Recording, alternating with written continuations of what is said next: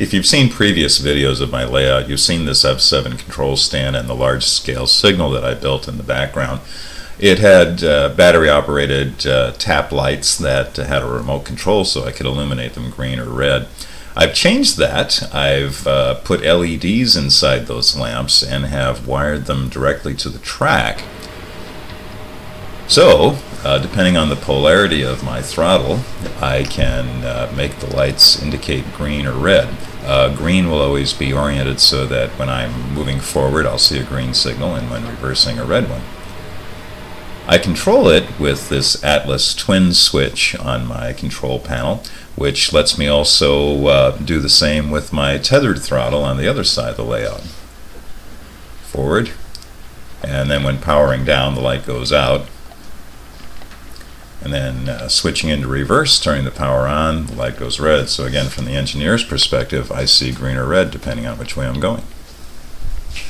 I've also actually built some signals on the layout. I'm using bipolar red-green LEDs. I've made the dwarf signal and this signal bridge that you see here. And I'm also installing bipolar LEDs in these old signals that I received from my uncle years ago when he switched from HO to N. These signals have to be about 50 years old or more. They were kind of chipped, and I decided to paint them all black. Here's an example of one with some wiring. Here's how the signal bridge works. Here they are, all red. And now all green, all proceed for the main and the siding. And I can change that so the main is good to go but the siding is red. And I can also change it around so that the siding is good to proceed and the main is stopped.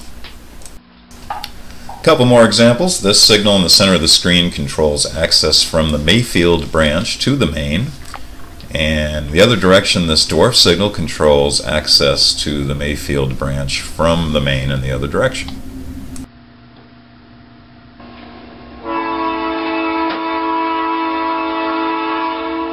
Well, let's watch the signals in action as a transfer run from Mayfield is about to access the main in order to drop cars off at the float yard.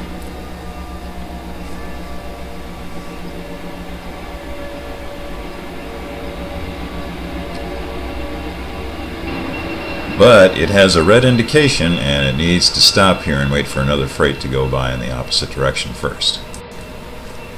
Again, all the signals are bipolar red-green LEDs directly wired to the track. This action with the red indication is possible because the signal is wired to the main immediately to the right, and the polarity on that track is going in the opposite direction for another train coming.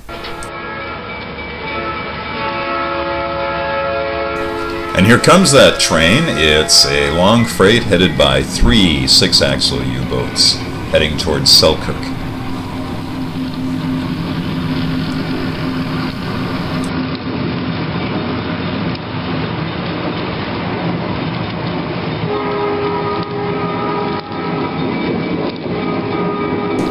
As we turn the camera around to follow the train into the tunnel, watch the signal bridge. The green light for the main changes to red as the train occupies the next block. I actually did that manually by switching control of the block in front of the signal to my other power pack, which was set in an opposite direction, different polarity, different signal light color. Now that the long freight has passed, the transfer run gets the green indication and can proceed onto the main.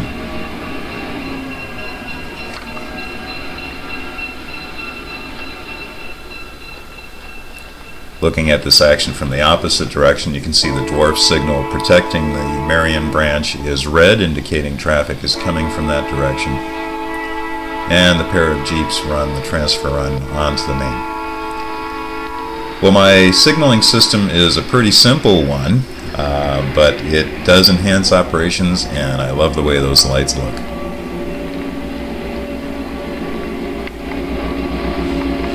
And now as the transfer caboose passes by, the dwarf signal will turn green.